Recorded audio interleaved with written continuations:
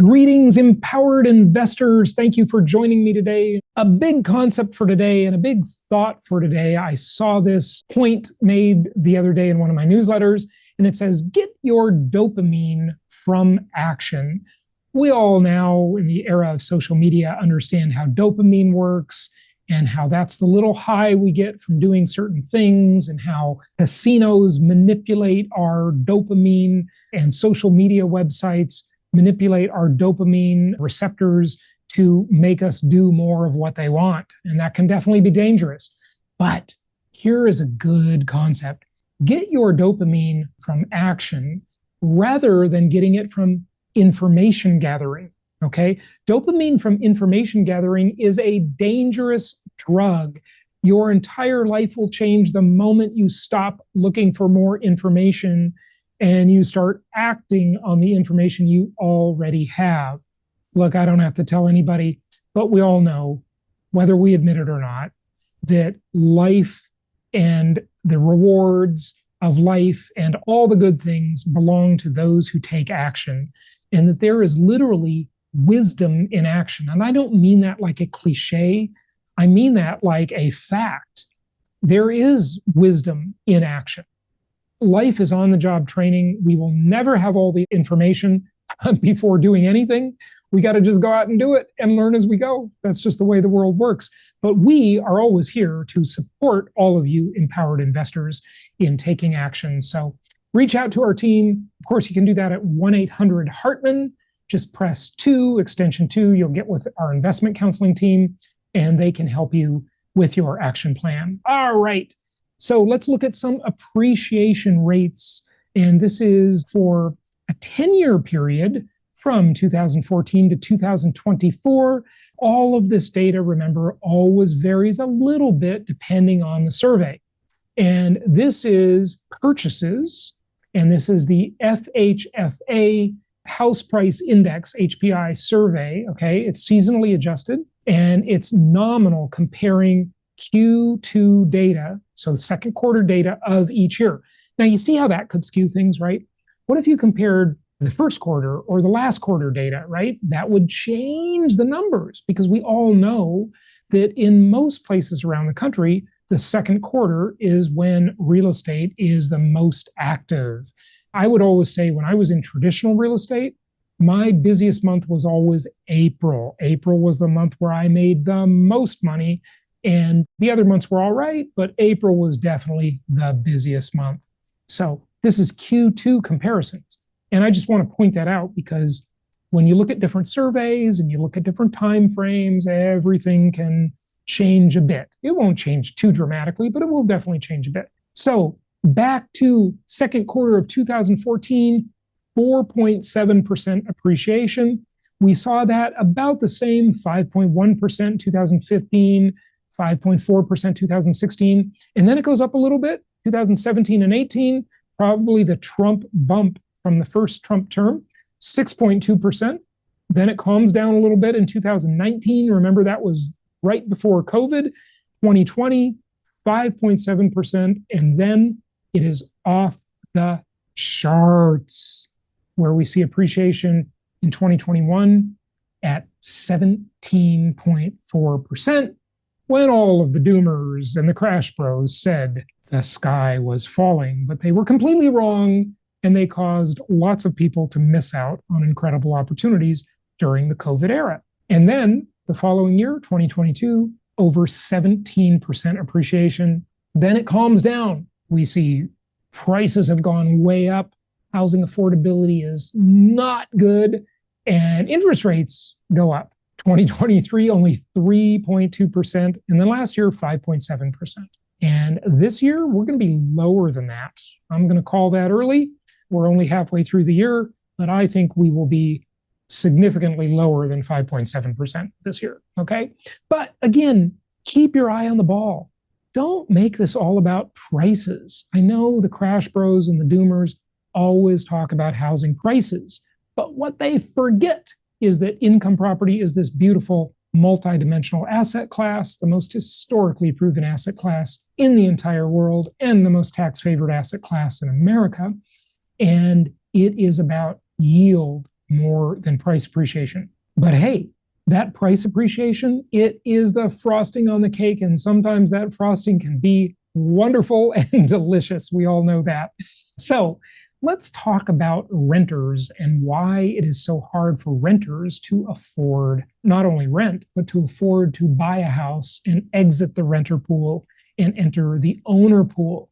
Well, this chart from our friends at Housing Wire shows you the hourly wage needed just to afford rent. Okay. The typical one bedroom wage needed to afford rent, you have to be in the 60th percentile of earners and making over $28 an hour. Okay. Now this is for the low wage people, right?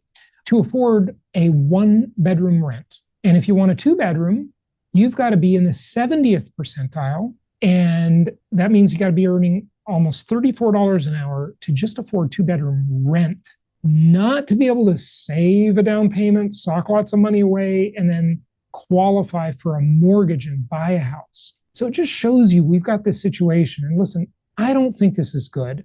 There are a lot of things that I am philosophically against that I think are troubling for society. Inflation is one of them. I don't think that's good, but it is what it is. And I am a pragmatist and I just go with the trends. And that's what you need to do too, because you're not going to change any of this other stuff, right? So when looking at this, this shows you that there is going to be a lot of rental demand for a very, very long time to come. And we've talked about the housing shortage ad nauseum, and you know that that housing shortage has probably another good 7 years to run before we reach equilibrium. But yeah, there's going to be a lot of rental demand for a very long time and an overall housing shortage for buyers and renters for another good 7 years to come. All right, here is a map showing the number of minimum wage jobs needed to afford two-bedroom rent, right? And that's sadly the way it is. For people on minimum wage or the lower end of the wage spectrum, they've got to work multiple jobs. And that's not right, okay? It's not, but it is the way it is. So this map of the US shows the number of minimum wage jobs needed to just afford rent on a two-bedroom place. And here are the states at federal minimum wage that exacerbate the housing crisis, okay? You know, it's kind of counterintuitive on this chart, by the way, because you would think that California and New York would be the worst, right? Because housing's very expensive in those markets. But that's actually not true because the minimum wages are much higher there. So the ratio is actually slightly more favorable. However, that is also misleading. Why is it misleading? Well, many factors. It's complicated, an onion that you have to constantly peel back the layers on. But here's just one of them. I grew up in Los Angeles, California, right? And LA is old. It's an old city. There are lots of really slummy old homes and apartments there, and it's just crappy.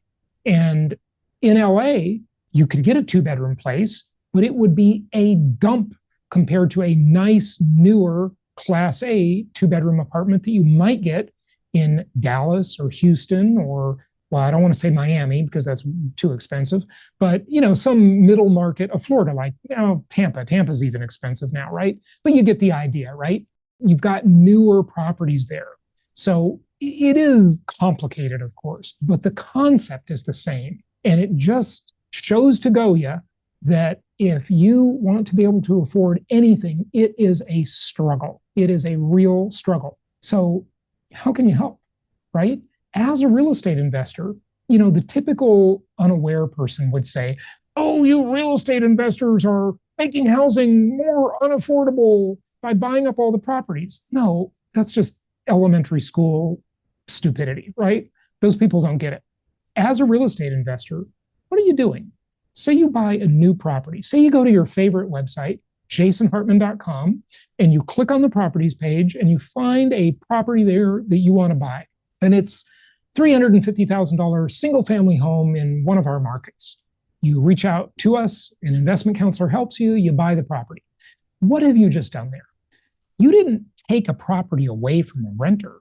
What you did is you supported the building industry and incentivized them to work hard to create more housing supply. If you didn't show up in that transaction, that wouldn't have happened. There would have been no feedback mechanism telling the supplier to create more product. And that's what ultimately will solve the housing shortage, right? But it's going to take a very long time because it's very inelastic, okay? And it will take a long time to solve this problem.